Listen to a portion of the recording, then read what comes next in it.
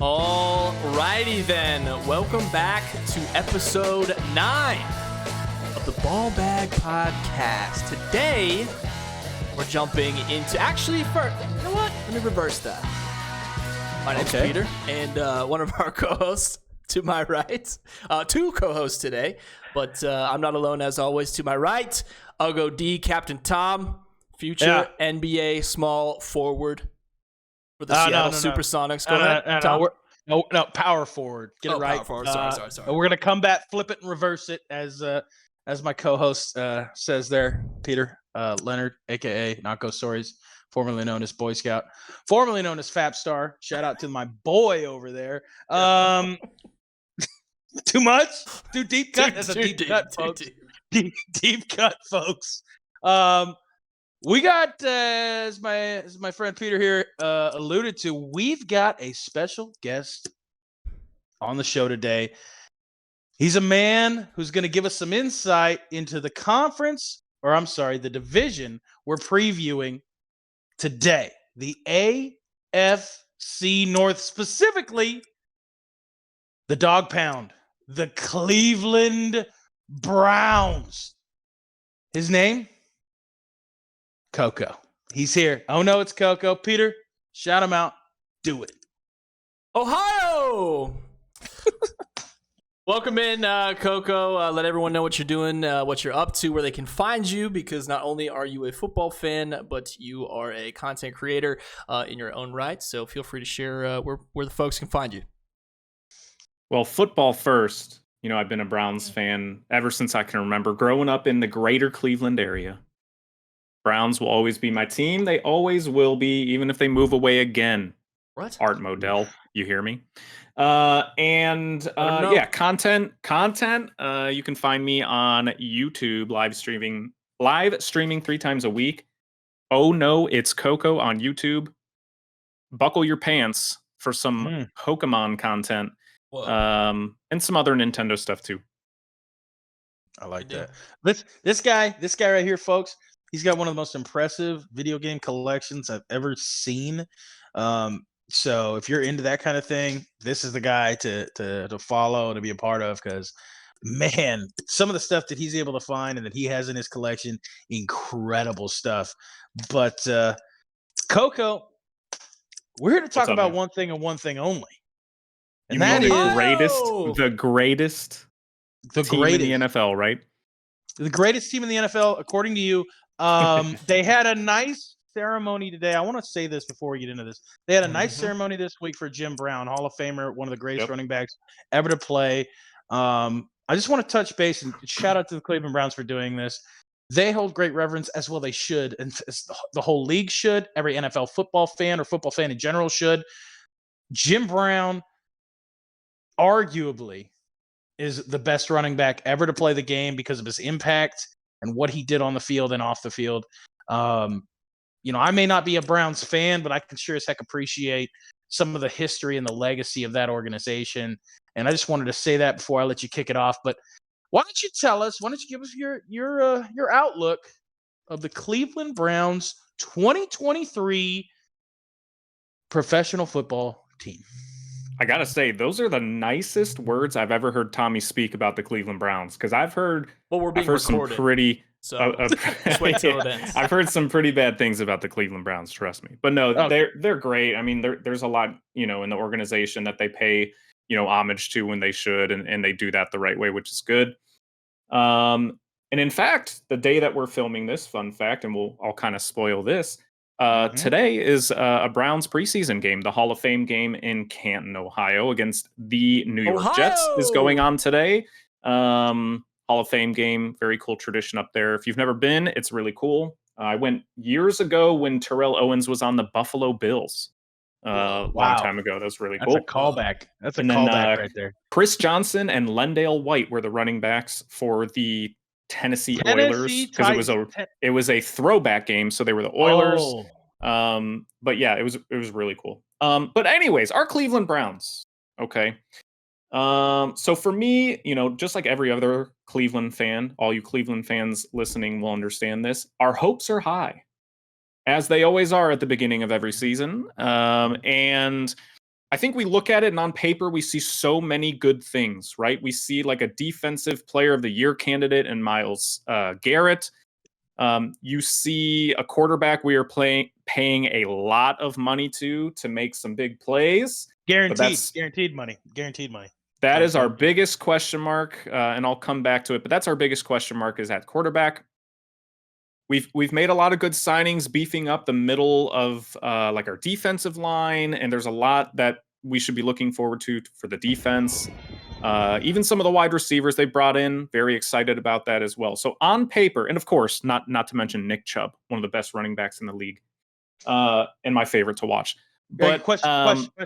Yeah. Question. Would it be fair to say that you have a Chubb for Nick Chubb? Absolutely. Okay, just wanted to put that out there. Yeah, okay. Absolutely. Nick Chubb. I'm sad. I mean, I think if I'm not wrong, Kareem Hunt completely gone off the Browns. Yes. I liked their running back combo when they had it because it was just always nice to bring in fresh legs when you needed it. And Kareem Hunt trying to kind of like reestablish his name a bit, I feel like was trying to prove himself, which just having those two on there were fantastic to watch all year. So I did like that. So I will miss that. But they do have a promising backup to Chubb, which I think is going to be Felton, which he got some carries last year and he was solid. So I'll like to see some more out of him. Young guy out of UCLA. There's a new pick there too, Jerome Ford. You're right. He's a backup as well. Nice. These are the deep cuts. Cincinnati, These are the right? deep cuts, folks. Yeah, he's out of Cincinnati. So, yeah, I'm so excited. And when I see this all on paper, I'm like, you know what? This looks like it could be a good team. But obviously, the biggest question mark is at quarterback. And although I'm only here to talk about the Browns, I feel like the same goes for the Ravens. The Ravens they have the question mark at quarterback, and they need him to come out and perform as well. Yeah, absolutely. Because they did sign him to a massive deal. Massive deal. You know that these guys can make plays. But I think what they need over in Baltimore is the extra push into the playoffs further. But they, of course, have Cincinnati in the division, which is obviously no slouch. They're a great team. So I think, fortunately, we're going to get to see like true colors of the AFC North within the first couple of weeks. Okay? We'll see. We've got well, your first game, three of your first four games are against divisional opponents. So yeah, absolutely. Somebody's gonna have a stranglehold on the AFC North immediately. And here's what's gonna happen.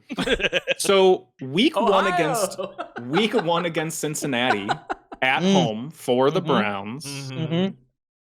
With potentially an injured Joe Burrow, right? He's out for several weeks. I don't know if that Do we means know? it's into... Do we know that? We don't know. Well, okay. It just says out for several weeks. We don't know if it's going to be into the regular season, if he'll be there to start. Yeah. You know what that is? You know what they say several weeks and they don't issue what the injury actually is? That means not playing in the preseason. That's what that means. Yeah, we're not playing. We don't need to play him in the preseason. That's Joe fucking Burrow. He's fine. He's fine. Now, here's the question. If he's not fine, is that AJ McCarron in the backfield? I don't like that.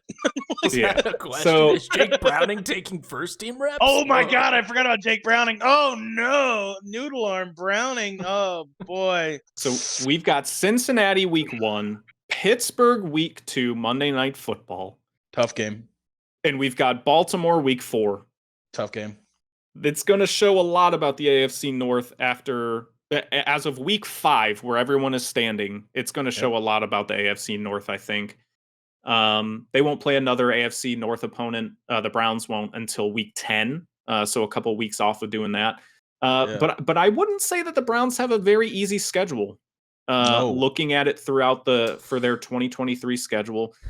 I mean, they've got their AFC North opponents, of course. They've got Tennessee in there, which is always at least a solid team with Derrick Henry. You've got the Colts and DeAndre Hopkins. Do not forget. And DeAndre Hopkins. Play the Niners.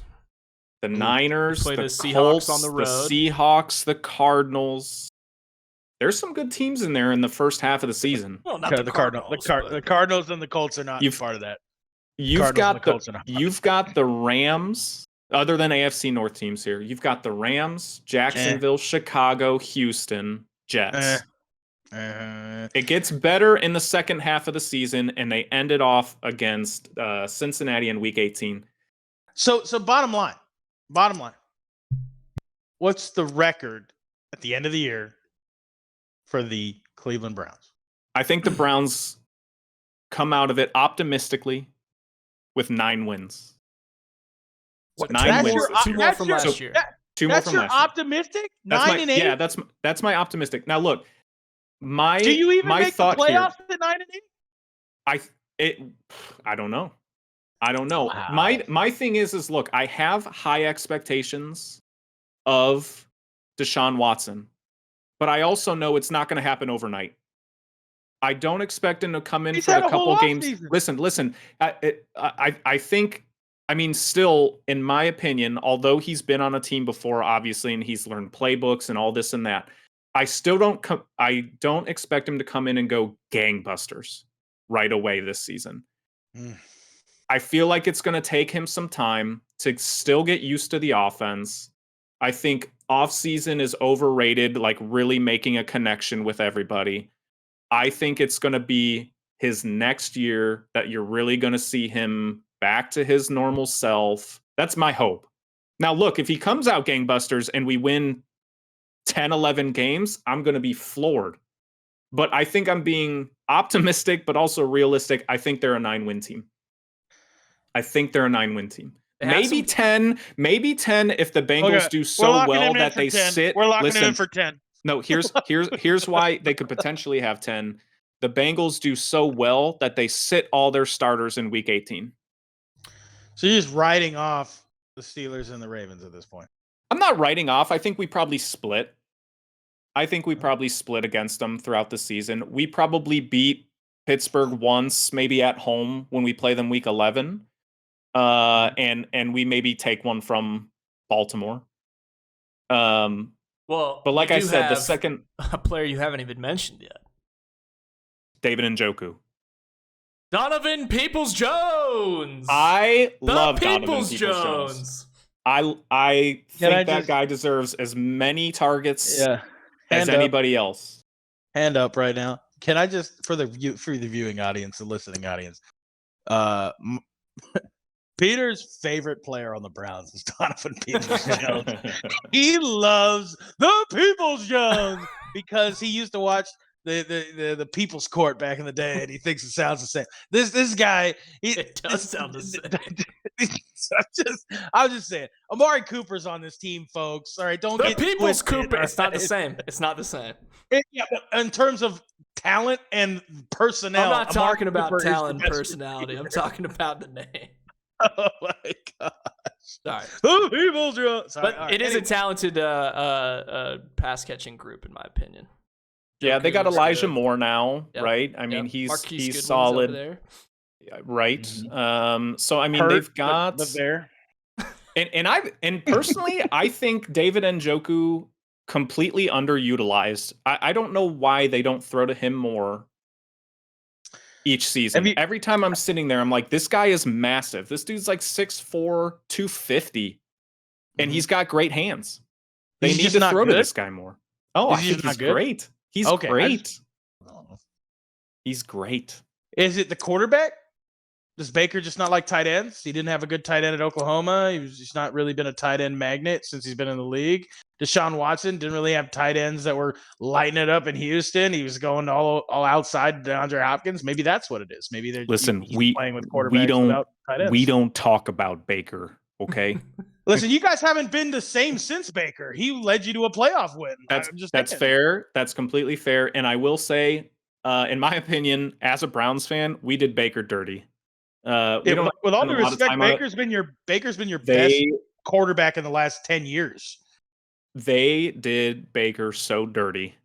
I hope Baker, wherever he goes, I hope he crushes it. He's in Tampa, taking over. That's what I'm saying. Brady. Like he might go from somewhere to somewhere else. I have no idea. Am I right? Wherever he's at, I hope this dude crushes it because I think the Browns did him dirty. I think it's time for him to retire. Yeah, Baker's about to get lit up by the Saints and the Falcons. I'm sorry, he's got much. Anyway, listen. I think I'm gonna kind of respond to some of the things that Coco said here. Deshaun Watson is not your biggest question mark. I'm sorry. Deshaun Watson is a proven NFL quarterback. He came in over halfway through the season last year. He had 11-game suspension. He had no time practicing with anybody, and he played. Now he's got a full off season with the team. He's got an entire training camp, an entire OTAs with the team. He's got an entire preseason with the team. He's gonna be better than he was last year. He's a proven commodity. I don't disagree. I think he'll be better than he was last year, but I don't. He's gonna be no. I'll go one step further. He's gonna be the best quarterback that Cleveland's had in 20 years. Like, who's better? Who's better than Deshaun Watson with what he's done? He led Bernie Kosar. Okay, that's over 20 years ago. Bernie. Deshaun. Bernie. Wait, so now, hold on. So I have a question. If you don't think that Deshaun Watson is their biggest question mark, what is? Their defense. Their defense? Yes. They have 2 elite pass rushers, right? Who's the second one? They just picked up shoot. They just picked him up. Listen, the fact that you can't No. It just means I'm out of touch. It just means I'm out of touch. It just means I'm out of touch. We have Za'Darius Smith, Jordan Elliott, Dalvin Tomlinson, Okonkwo. Is it Za'Darius Smith? You said yes, and he is older. But he is a solid player. He's a good player. He's a good solid player. Don't get me wrong. He's a good player. And look, you've got Myles Garrett. Mm-hmm. You've got a good cornerback core. I'm scared about their backup. You got Denzel Ward. That's your good cornerback in fantasy rankings. Are you kidding? Denzel Ward's great. The Browns are ranked 10th currently. Yeah, I'm not afraid of their defense at all. I think honestly that their defense is gonna be what kind of carries the team. I think that their defense and their running game depth is going to be their biggest question marks. Not having Kareem Hunt, I think, is going to be a bigger issue than maybe people are giving it credit for. I think Kareem Hunt, when he was healthy, along with Nick Chubb, I understand Nick Chubb carries the load. Nick Chubb arguably is it's not even an argument. He's a top 3 running back in the NFL. Okay, especially in terms of fantasy football perspective, because he's so damn consistent. But if he gets hurt, I'm sorry. There's really you can talk about guys that you like to what they showed last year all you want. There's a big drop off from Kareem Hunt to the guys behind him. I think their receiving core with Amari Cooper being there and Deshaun Watson, whatever you want to say, your uncertainty with Deshaun Watson, the fact that he has an entire offseason practicing with Amari Cooper is going to help. Amari Cooper is an insane route runner. He's consistent.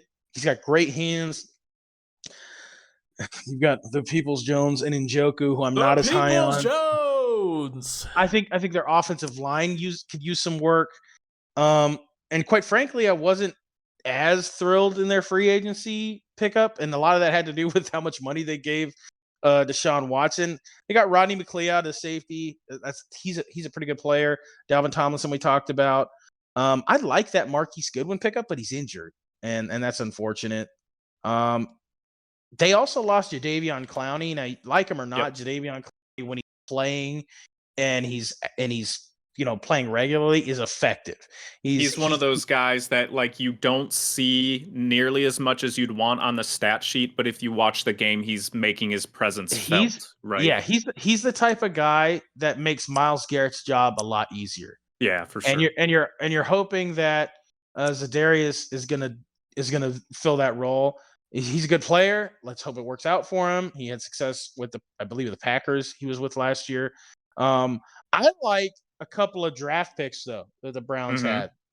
Specifically David Jones or Devon Jones. He's the tackle out of Ohio State. I think that was a huge get for them. He was, I think, a 3rd or 4th round draft pick, kind of under the radar. But at one point in time, he was considered to be one of the best tackles in the country. His draft stock kind of fell. I think if he develops the right way, he could be a key piece on their offensive line. Also, Obviously, Cedric Tillman was their first-round draft pick out of Tennessee. He's had some hands issues. Right? Very fast, very fast, good route runner. But it's can he catch contested passes consistently? That's to be seen. Also, they do have a member of the all-name team, Peter. They do. They all-name team. Defensive tackle out of Baylor, rookie Siaki Ika. I like that. I like that name a lot. Goes well with Sione Taki. I mean, I'm telling you, that Samoan interior defensive line is going to work wonders for the Browns this year. They're favored in 8 games by ESPN this year. This is what really ticked me off the most when you said they were going to win 9 games, is because I had them winning 9 games. That's what pissed me off the most. I think they're going to go 9-8. I don't think they're going to win the division. I think they might get a wild card if they're lucky. I don't know. Part of that for me is,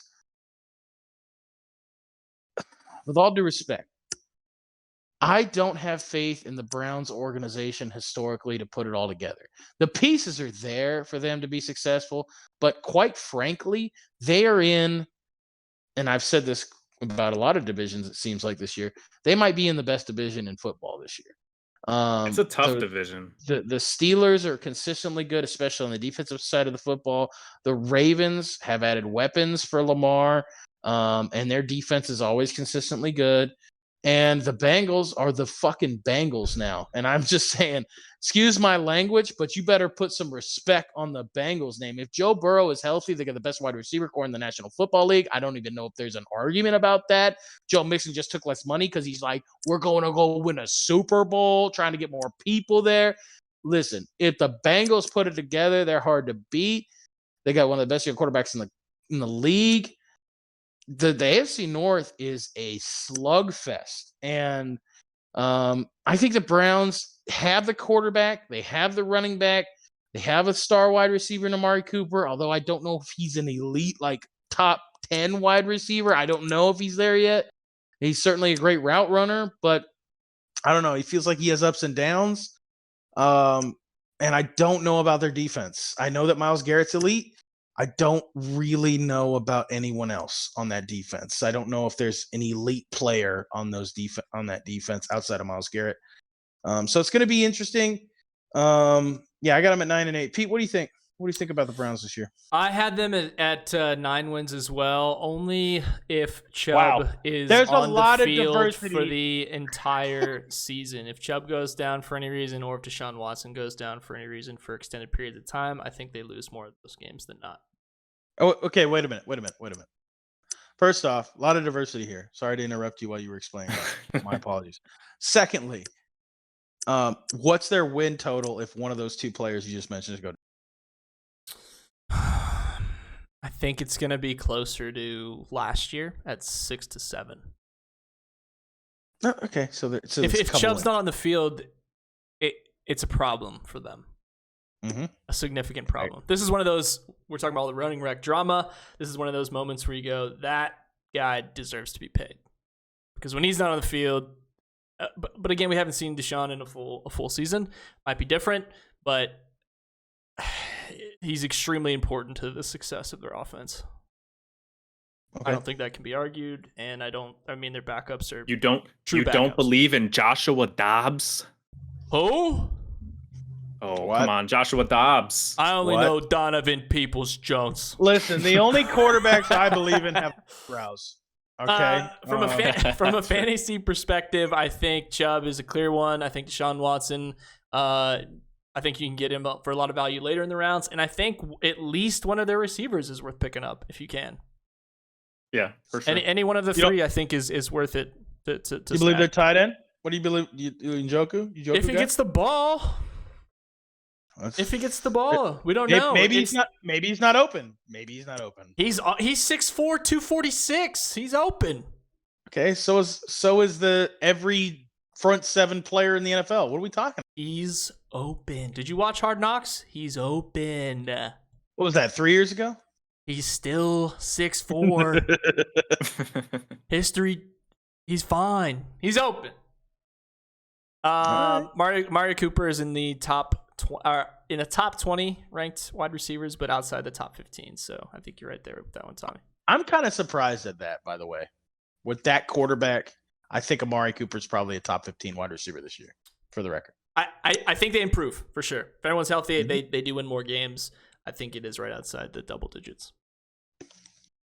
I'm going to be honest with you. I don't have a bad team in the AFC North. I don't think. Yeah, like you could, like if you told, I mean, now I would be surprised if I would obviously be surprised if the Browns won that division, but I wouldn't be surprised really if any of them made the playoffs. If not 3 teams making the playoffs from that division. I think there's 3 teams that have a shot. Yeah. 3 teams. Not the 3 you think, but I think there's 3 teams. Anyway, Coco, you're awesome, buddy. Thank you for coming in and educating us on the Cleveland Browns. Of course, man. He already plugged the stuff, right? You want to plug it again?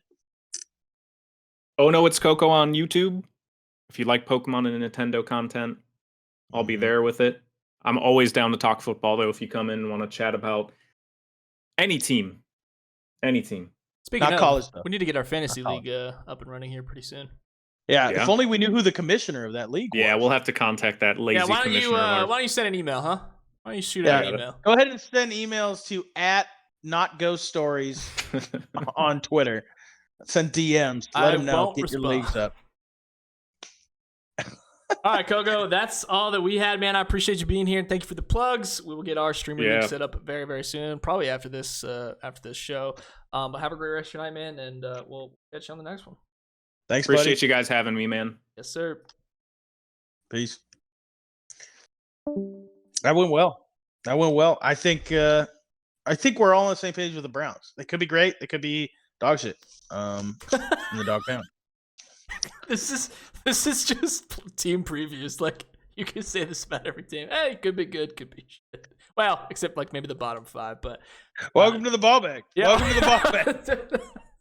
You never know what you're gonna get. Hey, 50-50. What are you going to do, you know? Moving on. A point that you made, though, that I want to tack on to, you said that none of these teams are bad, and actually a note in there about that as well. I think that all of these teams have potential to be good.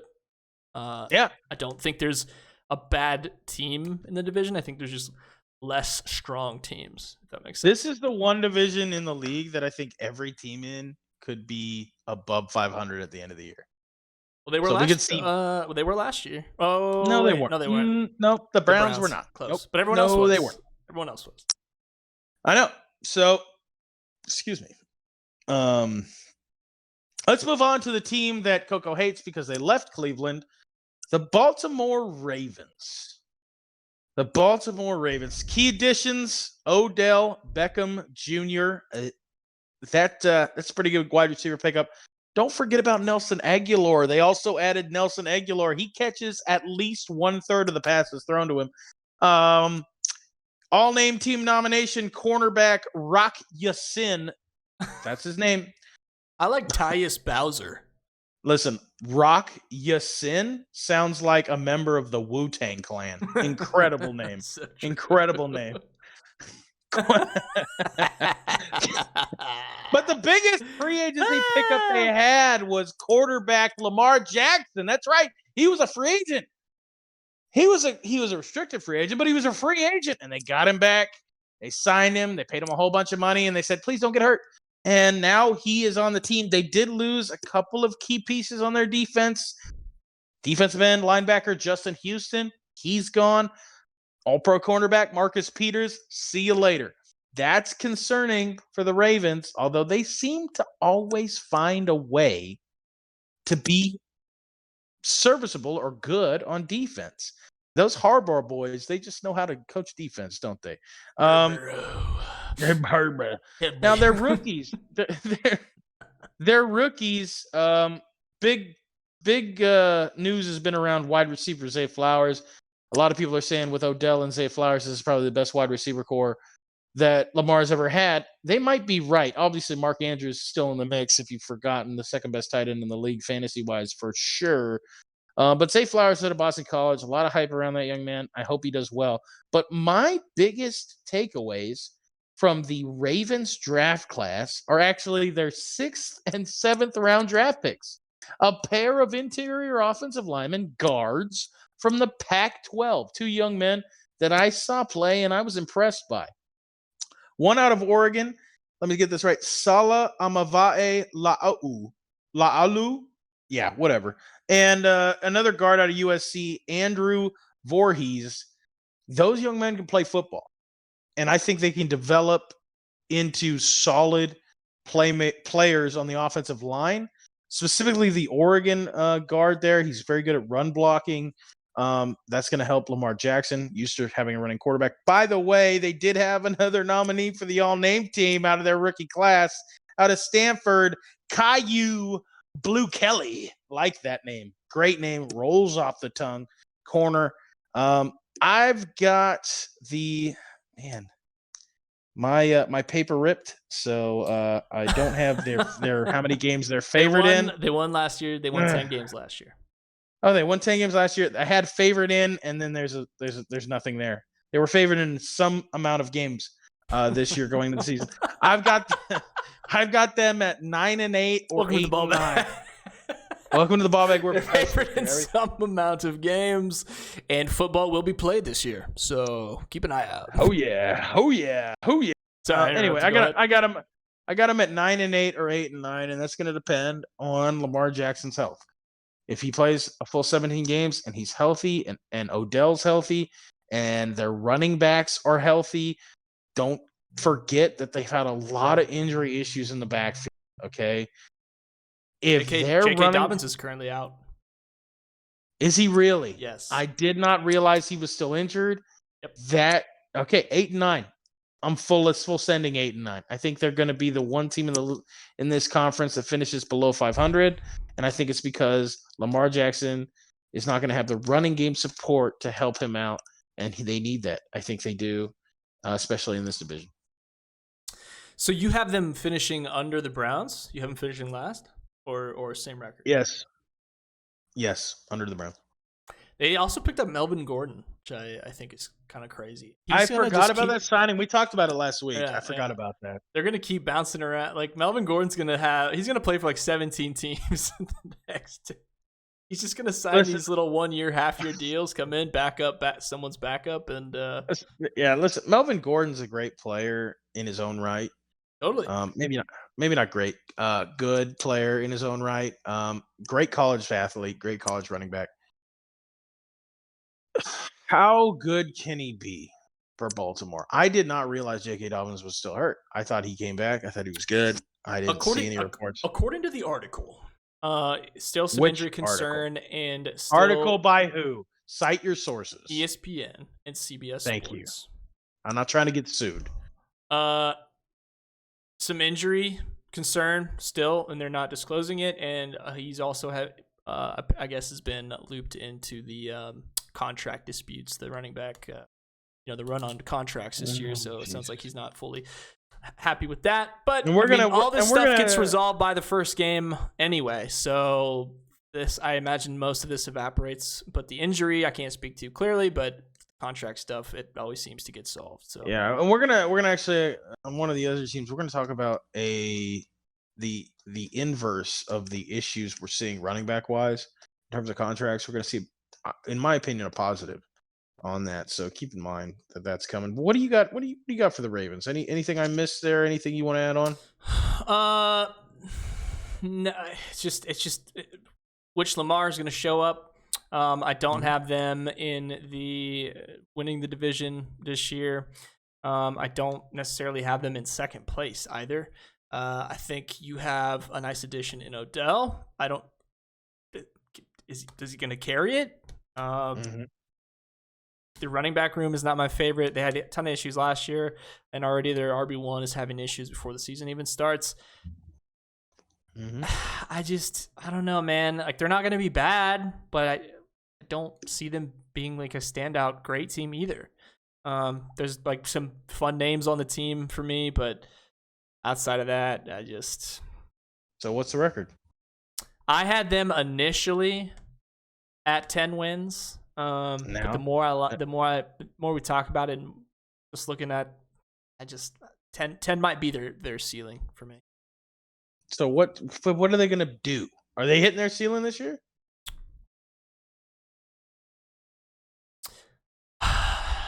I'm gonna say no. So what? So I have them closer. With that in mind, I think Odell wins them a game or two, and Lamar does some Lamar stuff and wins them a game or two. So I'm gonna have them at 9 total, with 10 being their ceiling. And maybe they go to a playoff game. And maybe they go to a 9-8 or 10-7. You don't have them finishing, I'm guessing, no. in the division. Okay, who's last in the division? I had the Browns finishing last. Okay, right. But Baltimore not that far ahead.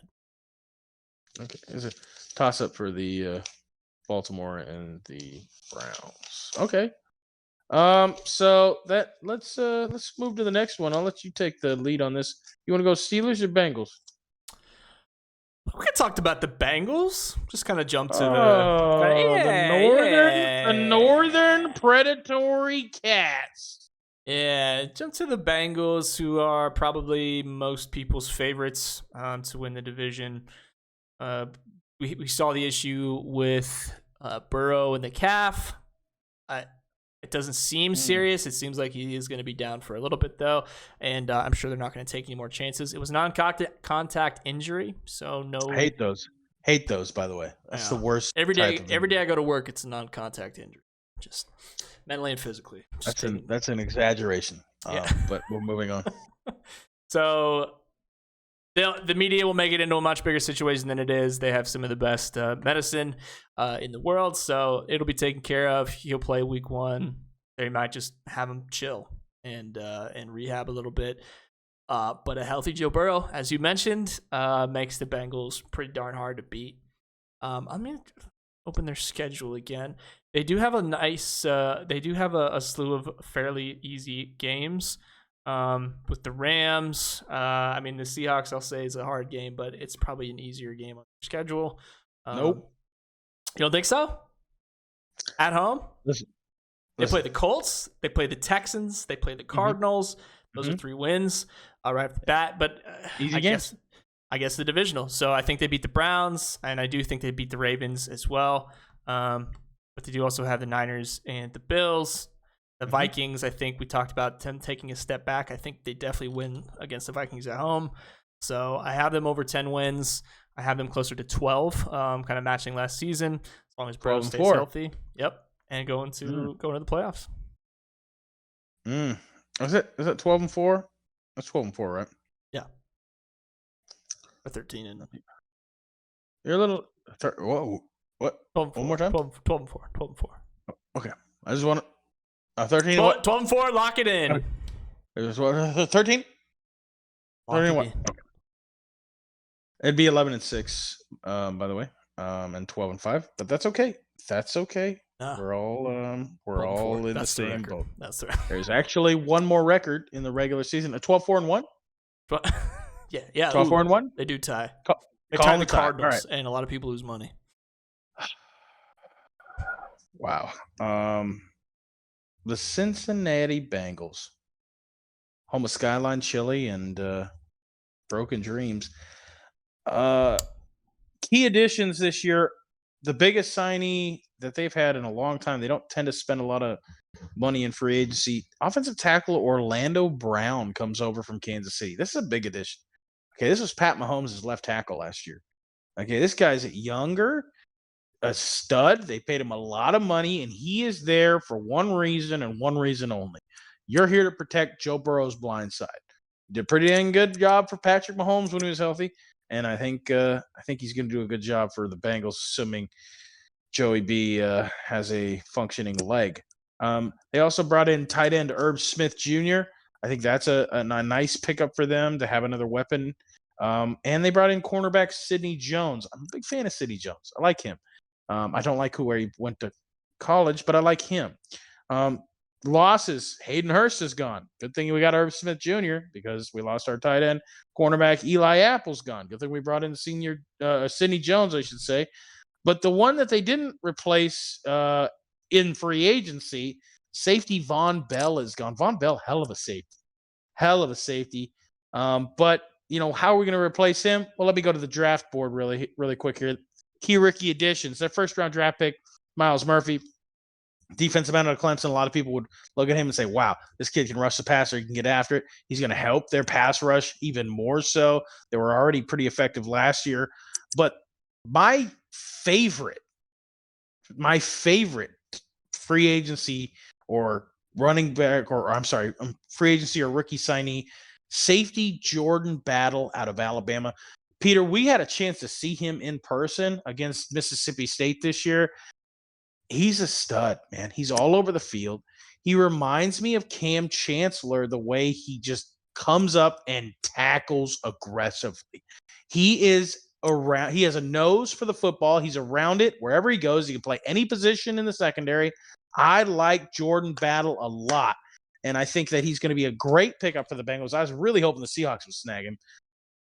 But the biggest thing right now for the Bengals is Joe Mixon. In a world where every running back in the league seems to be complaining and wanting more money and wanting to sign extensions or threatening to hold out, Joe Mixon this week agreed to take a pay cut. And why? Because he wants to go win a championship. What a selfless act by Joe Mixon. Hats off to Joe Mixon. Isn't that interesting? Like, I guess when I see news like that, where I'm like, when the media says the running backs are, they had a meeting and everyone got together, it's not everyone. Not everyone's on the same page. Not everyone's fighting for, not everyone's feel like they've been wrong. Some people are happy in their situations. I don't know. Again, I don't know. Everyone's different. Sure. I don't know what the kind of money he's making compared to everybody else, but he knows he's on a good team and he knows that their team can get back to the Super Bowl. What's interesting? Go ahead. You see this happen with quarterbacks a lot.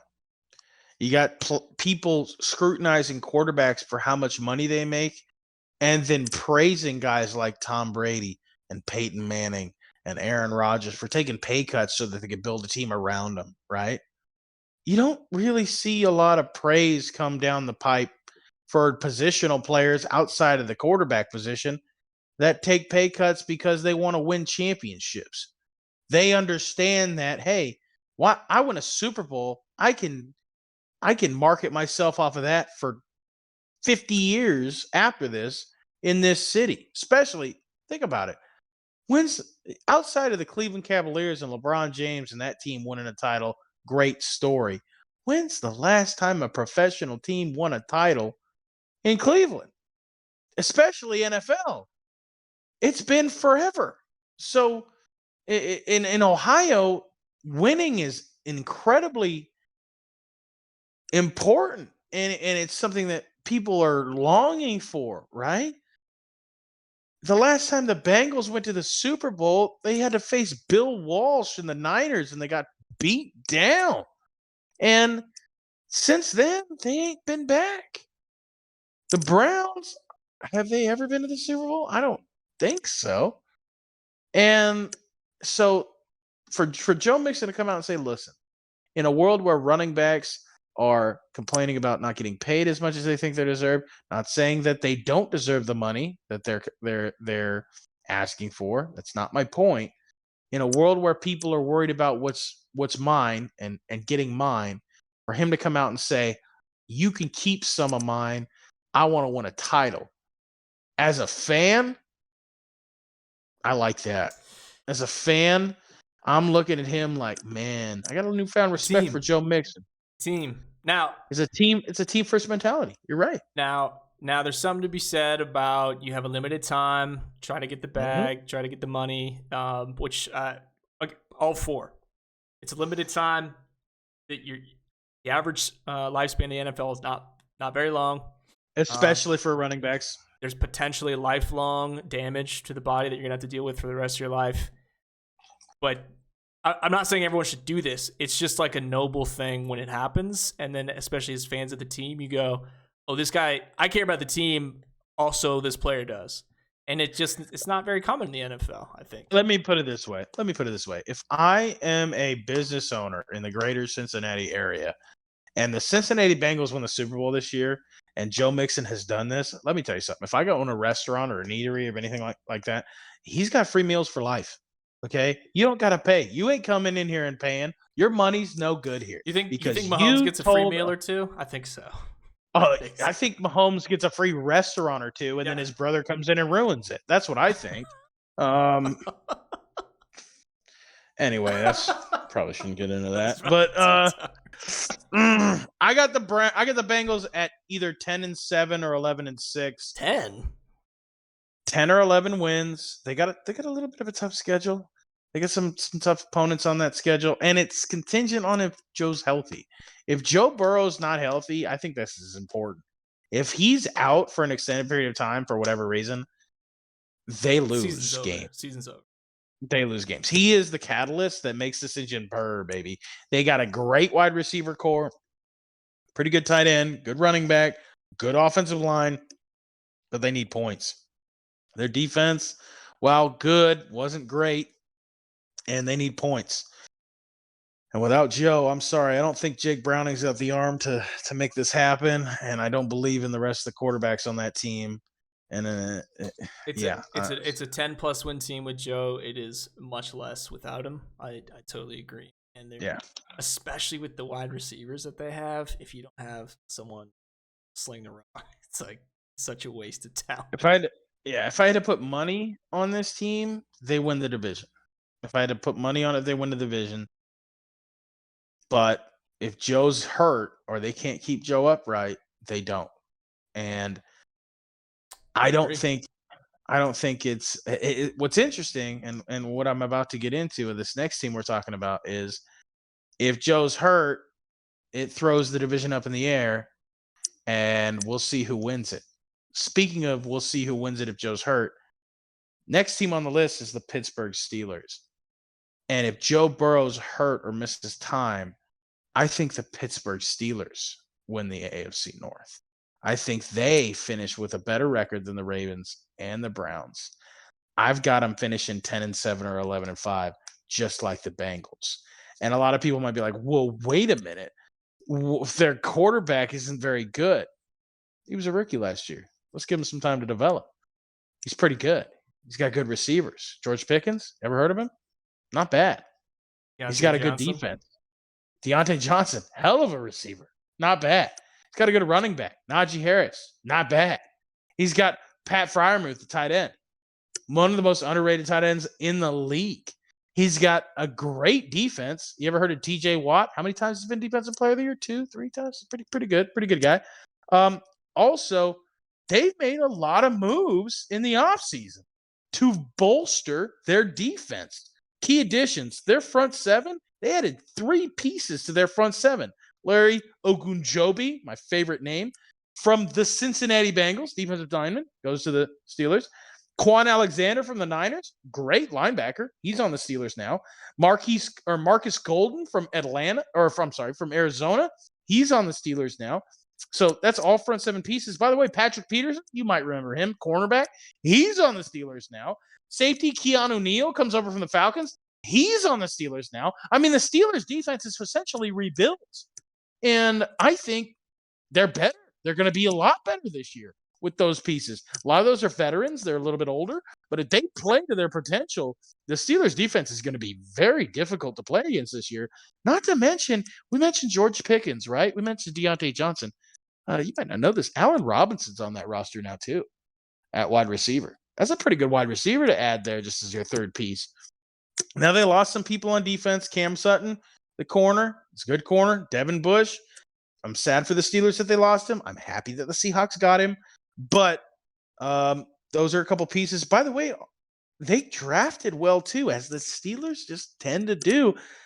A legacy draft pick. Joey Porter Jr., son of former Steelers great Joey Porter, and I believe he was the defensive coordinator at Penn State or a defensive linebackers coach or secondary coach. Joey Porter Jr., cornerback, good man-to-man corner, pretty good player. Cool to see him get picked by the Steelers, the same team his dad is famous for playing for, but not my favorite rookie pick for the Pittsburgh Steelers. My favorite rookie pick is a young man who's a 2-time national champion. Out of the University of Georgia, 6'6", 264 pounds. You might want to write that down because that's what a real tight end looks like. Darnell Washington, 6'6", 264, ran a 4.6 40. This guy has the potential to break the league. He is massive. He is strong. He is long, and he's got great hands, great speed, great strength. I think he's a perfect fit for the Pittsburgh Steelers, and I think he can be an impact player year one. You're talking about Njoku. Oh, he's 6'4", 250. Tiny compared to this guy. Tiny. Okay? This guy is massive. He's huge, and he blocks like George Kittle, man. He can lay the wood. I think he's going to be their best rookie performer, and I think he could actually make a significant impact his rookie season. I've got the Steelers finishing 10-7 or 11-5, and I'm leaning towards 11-5. I think that George Pickens is a good receiver. I think Deontay Johnson is a good receiver. I think Allen Robinson is a good receiver. I think Najee Harris is one of the most underrated running backs in the league. I think this team can control the football, move the football down the field. If Cody Pickett doesn't turn the ball over, they have the perfect type of offense to set up their defense to control the games. And we all know that the Steelers got some dudes on the defensive side of the football because they always invest. have They always invest a lot in the defense. And if the Steelers defense plays to their potential, and like I listed off all of those free agents they added in there to bolster that defense. Listen, Mike Tomlin, I don't know how, but somehow to me he seems like an underrated coach. He is one of the best coaches in the National Football League. They haven't had a losing season under Mike Tomlin. That's insane. He's been their coach for over 10 years. That's insane. I get the Steelers winning the division. I'm putting it on the board. Black and gold, steel curtain. I'm all in. I hate the Steelers because of what they did to the Seahawks in that Super Bowl years back when Mike Holmgren was trying to get us our first Super Bowl win and the refs cheated. But I'm not going to bring that up. I'm not going to bring it up. Mm-hmm. But this year, this time, this season, I think the Steelers win the division because I think the Bengals make the playoffs. I think the Ravens might make the playoffs too. I think the Browns miss it. I think the Steelers win the division. And that might be not that. I know that's not the most common pick because I don't think a lot of people like Cody Pickett. And certainly this pick has a lot to do with Cody Pickett. Kenny Pickett. Exactly. Don't even know his name. So my point is a lot of people believe in this young man, including myself, but I'm picking him to win. I don't know. I just got a feeling. Their defense, from a fantasy perspective, is currently preseason ranked as the third best defense, behind only the Niners and the Bills. So tall teams they don't have to deal with. So yeah, so they're putting them up there with the Dolphins, the Bills, and the Niners as far as defense goes. Deontay Johnson had over almost 900 yards last season with 0 touchdowns. That's not going to happen again. He's definitely going to be scoring points. George Pickens should only get better. Like you said, Pat Freiermuth is one of the most underrated tight ends in the league, and now they don't forget about Darnell Washington. Don't forget about it. Exactly. I also have them in double-digit wins. If Joe Burrow stays healthy, I think the Steelers finish behind them. If Joe is out for any number of games, I think the Steelers overtake them. I can agree with that. Yeah. I can agree with that. But this is what scares me. Joe's already hurt.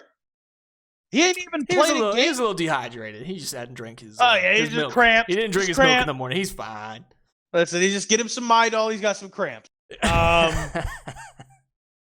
If Joe's healthy, the Bengals will take it. If he is not healthy for, I would say, any more than 2 games, I think the Steelers overtake them. It's going to be a tight race. That's what I'll say. It's going to be nobody's running away with this. It's a good division. All these teams have the potential to win 10 games. I did have the Steelers in double-digit wins. I think they have 11 wins, 12, on the high end. I think I said earlier, I mentioned the NFC East being the most competitive divisions. I've mentioned the AFC East being one of the most competitive divisions. I think the AFC East and the AFC North have the two best chances for teams to all finish above 500. I think the NFC East, I don't believe in the Commanders, I'm going to be honest with you, but the AFC East, when you look at those teams, the Patriots are probably projected at the bottom of that division, but I can't count Bill Belichick off. You look at this division, it's more balanced. It feels more balanced. It's balanced. It's competitive balance. It's what the NFL wants. I love it. And those 6 games between division opponents in that division, or I'm sorry, 8 games. Oh, it's gonna be chef's kiss, man. They're all gonna be great. Kiss. The division games between the AFC East and the AFC North opponents are going to be some of the best matchups in football this year. I would also throw the AFC in general. You could probably say that about maybe not the AFC South, but the AFC in general. There's going to be some really, really good interdivisional matchups, and I think that's awesome for the NFL and awesome for fans. I agree.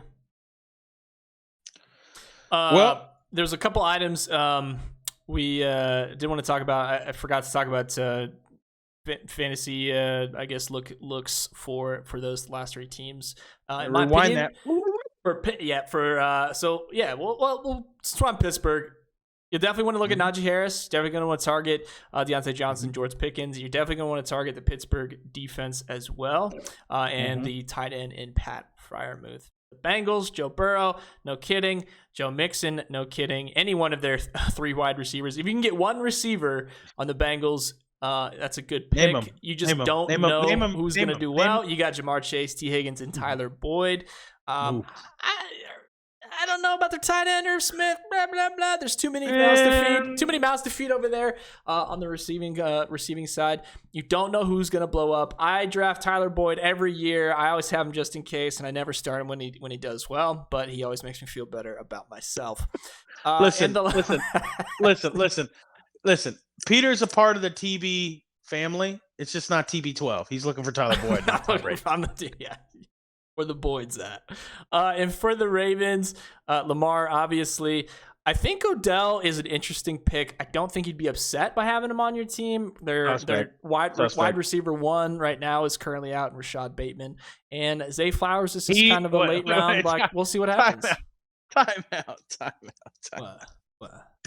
If Rashad Bateman's healthy, he's not their wide receiver 1. Odell is their wide receiver 1. The current roster says Odell is not wide receiver 1. Listen, I don't know who made that roster, but get him out, okay?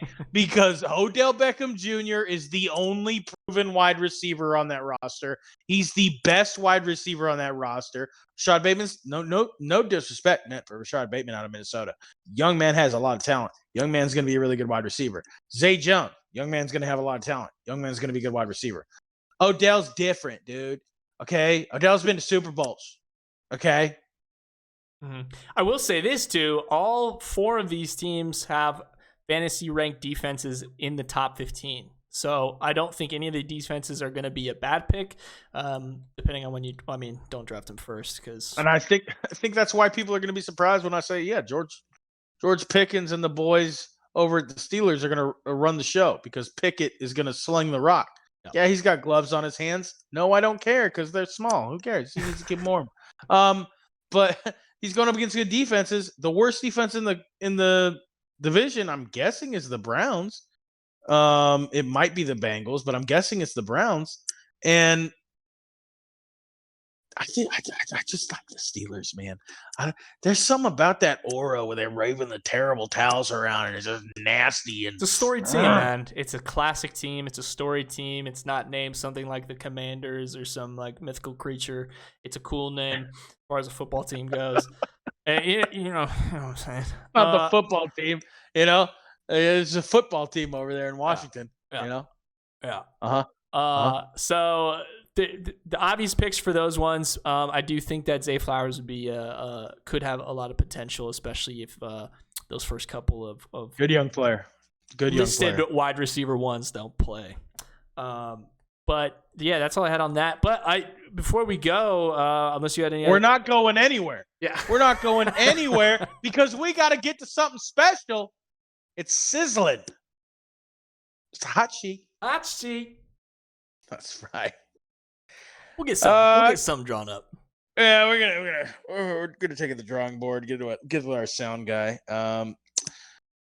Listen, first thing on my list, hot sheet. It's injury season, folks. If you didn't realize it was injury season, it's injury season. Let me just rattle off some names: Joe Burrow, Jalen Ramsey, Cooper Kupp, Kyler Murray, Jonathan Taylor, Kadarius Toney. All are injured right now. I am sorry, man. I am sorry. Your little Cooper Kupp. Listen, hurt right now. I want to just share some insight into our off podcast conversations to you, the listening public. Go ahead, get closer, lean in. Myself and my co-host here, Peter, are in multiple fantasy leagues together, and I have for the last 4 years or more drafted Cooper Kupp. And why? Because I love Cooper Kupp. He is my little Cooper Kupp. Matthew Berry, you stole that from me. He's injured. I don't know what to do with myself anymore. I'm heartbroken. And if I'm a Rams fan, if that injury is serious and extends out quite a bit of time, you now are fighting with the Arizona Cardinals to not finish last. That's how big of a deal Cooper Kupp is to the Rams. Yeah. Have you seen their depth chart? I don't want to look. We'll cover that when we get there. But let's just say without Odell on that roster, or Allen Robinson, there's Cooper Kupp and there's everyone else. That's about accurate.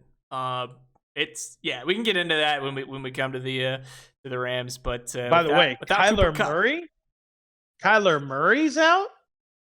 Arizona, I thought your season was going to be bad, but now it's not just Call of Duty you have to worry about. You have to worry about meniscus tears on Kyler Murray. Incredibly terrible. And Jonathan Taylor, I guess his back hurts. At least that's what Irsay says. Put him on the pup list, and we're going to trade him. First of all, I don't know where that young man's going to end up either. Even if he does stay with the Colts, does he even want to be there when they call him up for the plays? Is he even going to run out on the field? I do not know. Let me tell you something. I do not know. Let me tell you something. Do you want to go to work every day?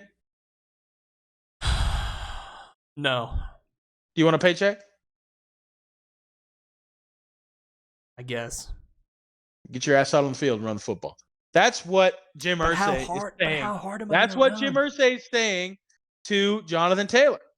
He's like, Jim Irsay came out and said, and I'm paraphrasing, I could be dead next week. Jonathan Taylor could be out of the league at the end of the year. Who knows what's going to happen? The league keeps moving no matter what. Oh, bro. That's what he said, paraphrasing. But, holy crap. That's the owner of the Colts saying that. Jonathan Taylor, you have no trade claim whatsoever from the Colts. You better get in good with Gardner Minshew and get after it because, quite frankly, your trade value is low anyway because I don't know if you remember what happened last season, but you played a full 17 games and did absolutely dog shit with Matt Ryan at quarterback. And that's all due respect. All due respect, man. A lot of respect for Jonathan Taylor. But, you went from one of the best running backs in the league the year prior to number one. To what? Barely nothing? I drafted Jonathan Taylor in one of because I had the first overall pick, and I thought, can't miss. And I finished towards the bottom. I didn't make the playoffs in that league because Jonathan Taylor did nothing last year. And that might be a little bit because of Matt Ryan being a pass first quarterback, not being with a lot of, rush first offensives and everything like that. But you better figure it out, young man. Or your back's hurt. Also, I didn't realize Kadarius Toney had gotten injured. And that's unfortunate because, quite frankly, the Chiefs need him. They really don't have a lot of big-time wide receivers down there. What do you call every play? We got Travis. Travis, go long. Travis out there somewhere. That's what the play is called. Because with Toney out, you got Sky Moore and others. That's probably the best way to describe that. And look, Patrick Mahomes is the best quarterback in the league. I don't think there's much argument about that at this point in time. He's a 2-time Super Bowl champion, and I believe he's got an MVP or 2 under his belt. But the loss of Kadarius Toney, I think they were planning heavily on using him. And now Juju's gone and Toney's hurt, and they're like, oh, shit. They were really hoping DeAndre Hopkins was going. By the way, wild to me that DeAndre Hopkins chose to go to the Titans over Kansas City when he would legitimately be the number 1 wide receiver at either location, and you'd rather get passes from Tannehill over Mahomes. Money? Wild. Money? I'm sorry, you don't think he's made any money? I don't know. The Arizona Cardinals paid him out the nose. I know, but maybe they just didn't want to pay him.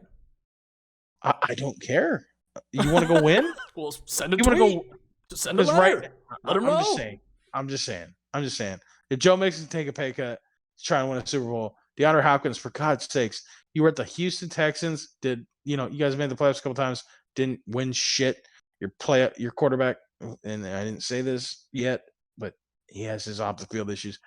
And then now you're going to go to the Titans, who have Derrick Henry, arguably the most reliable running back in the National Football League, and Ryan Tannehill, the most above average quarterback in the football league. I guess that would be the best way to put that. I don't know. Chiefs receiver core is something that we're going to talk about in the coming weeks. Really excited to see how the Browns and Jets go. By the way, potential AFC Championship game matchup if things don't go the way we predicted them and Aaron Rodgers does crazy. We were wrong about everything. There we go. Which is a high possibility, folks. Keep that in mind. Keep that in mind. Also, currently 0-0, by the way. 3 minutes in. That's a classic Browns matchup. Yeah. Classic Browns matchup. Lions coach Dan Campbell was interviewed this week, and he indicated, this is big for fantasy football players, listen up, that they are planning to have a 2-headed monster at the running back position this year between David Montgomery and Jahmyr Gibbs. That may impact your draft strategy, folks. So keep that in mind. Pete, you got anything hot shit that I need to know about? Nah, that pretty much covers it. Oh, actually, there's one more thing that I've been listening to, which is cracking me up, which is this Sean Payton, Nathaniel Hackett drama. Just coaches talking trash to each other like the good old days. The code. You broke the code. Broke the code, and everyone's going, "You code." No one wants to hear it. Shut up. Listen, I gotta be honest with you. I do have a take on this. I forgot to list that because it's so fucking stupid. Sean Payton comes off as the bad guy here. Sean Payton is just being a dick. I want him to be. I want him to get Denver excited again because they felt. Yeah, but Russell Wilson as a bad guy, I don't know if I can handle that. I mean, he's not a bad guy. That's what I'm saying. He's a guy. There's football. Like Russell Wilson being the everybody's against me. This could be more cringy than when LeBron wore a face mask for half a season and he decided to make it a black broken nose mask instead of the clear one that everybody else wears. And then it was like, yeah, I'm gonna be the villain. I'm like, LeBron, just be the best player in the league, like you were most of your career. But this is ridiculous. Okay, Nathaniel Hackett is a nice guy, all right? A lot of people call him Nat Hackett. That's what he's known as. If your name's Nat Hackett and you're a coach in the NFL, you're probably a nice guy. Let's be honest. You made it that far. Aaron Rodgers loves him because they smoke ayahuasca together on the weekends. And he's going to be fine with the Jets, but he probably wasn't cut out to be a head coach in the National Football League. It's okay. Not everybody is. And that's fine. If your ceiling is a coordinator for an NFL team, you're still pretty good. You still know a lot. Sorry, guys. I could only be an OC for a division-winning team. My bad. Come on. Like, you've done well. He tried it and it didn't work. Okay, move on. He still has a job, and he's going back to the guy that he likes working with. So exactly. I think it's a great fit for him working with Aaron again. I think Aaron likes him. I think Aaron's happy. And if you're the Jets, if Aaron's happy, you're happy. Oh, yeah. Exactly.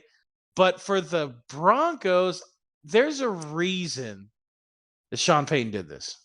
Sean Payton did this because he needed to justify and reinforce that Russell Wilson wasn't the problem.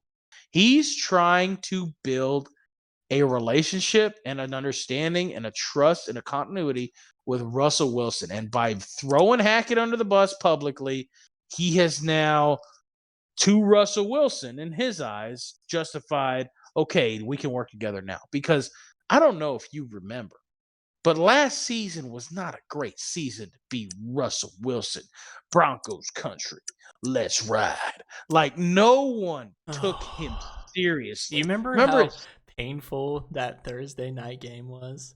Who did they play that first? Was it that first Thursday night game? Who cares? Themselves. Do you remember? First of all the Thursday night games were so. That was the meme. It was like, oh, football's on ads Thursday. We're good. We don't need to watch that one.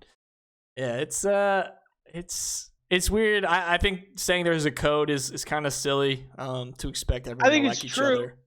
I think it's true. There's a level of respect that needs to be there. Like I think that's important and professionally. Like, hey, come on, man. We're all getting scrutinized all the time by the media anyway. But Sean Payton had to do that. He had to do that to try and establish credibility and trust with Russell Wilson and try to ingratiate himself with the Broncos. And I think there's some truth to that. Maybe he went a little too far, because I don't think Hackett was a bad person, but nice guy. But I think, and I do think Russ deserves some blame in this situation because I think his ego has inflated to a point where it's detrimental at times to the football team, and I think he needs to humble himself a little bit and realize that he needs to just work on himself and be real with his teammates and get it right. I mean, there were reports last year that he was making calls at the line of scrimmage that were Seahawks play calls, and the Denver Broncos players were like, what does that mean? Because he was remembering the checks that the Seahawks had, that weren't in the Denver playbook. And they were like looking at him like, what are you talking about? Like, literally, that was a report last year. And the funny thing is it happened week 1 against the Seahawks. So they knew exactly what the checks were. And they were able to exploit it and win the game, which was beyond embarrassing, I know, for Russell Wilson to lose against his old team week 1 with Geno Smith, the GOAT, at the quarterback position. Russ had to have hated that. And we'll get into the AFC West when we get to him. But for this story in particular, Sean Payton's trying to establish credibility. I think he's going to do a good job for Denver because I believe in Sean Payton. Not necessarily because I believe in the rest of the team. I believe in Sean Payton. So that's where I'm at with it. And all the best to Hackett with the Packers. I think he's in a better situation because of that as well. And when they play each other, it's going to be extra nice. Yeah, and it's the first flex week of the season, by the way. I don't know if you realize that, but the NFL schedule works as a flex schedule. And this comes out, the storyline comes out, and the controversy that comes out, and the Jets and the Broncos play each other the first week where they can be flexed out. So what that means is they have the first that week they play together is the first week that the NFL can adjust when time frames are for games. So if this continues to build as a storyline and both teams are reasonably good, they can make this the Sunday night game. Whereas every game before that week is set in stone. I like Aaron Rodgers on Sunday night. That's all I'm going to say. I like Aaron Rodgers in general. Yeah. Double check. Discount. Double check. Hit it, dude. That is all I had from the hot sheet and in our previews this week. I got one more thing. Last comments? I got one more thing. All right. Next week, we're doing the West. The NFC and the AFC West. We're going to be recording the NFC West with a guest speaker, a guest to our podcast who we never met before. We're excited about it, and we'll introduce you. We're going to be recording actually 3 days from now for that. Done. I am pumped for this, folks, and I just want everybody to be ready for it, be excited about it. Because football's here, guys. It's finally here. We've been waiting 8 months for this crap. And it's finally here. If you're not excited, you better get your blood pressure checked. Because I don't know if your heart's beating at this point. Whew! Are you excited? I am excited. 3 and out for Zach Wilson, by the way. All right. Hey! You know what he didn't do 3 and out? When he was talking to your mom. The MILF Hunter, Zach Wilson on the prowl. And that wraps up episode 9 of the BALLBAG podcast. Hey, by the way, what's up? Next podcast is double digits. Is that a milestone? Do we need cake for this? I'm definitely getting another piece of cake for sure. I might get some cupcakes. Oh, Some cupcakes. You gonna do cupcakes? As always, my name is Peter. Not Ghost Stories, Ghost Stories Gaming on all things socials. Be sure to check those out if you're into video games as well. Tom, you want to sign us out? Ladies and gentlemen, we are the precipice of the 2023 National Football League preseason and by association the regular season. Many of you have been waiting for what feels like a lifetime for this moment. The Hall of Fame game is happening as I speak. I want to say one thing to you. Congratulations. We did it. We made it. We're here. It's time. Get your popcorn ready. Get your beer cold and icy. And get everything ready to go. Because every Saturday, Sunday, Monday, Thursday night from now until January is football. It's been the BALLBAG.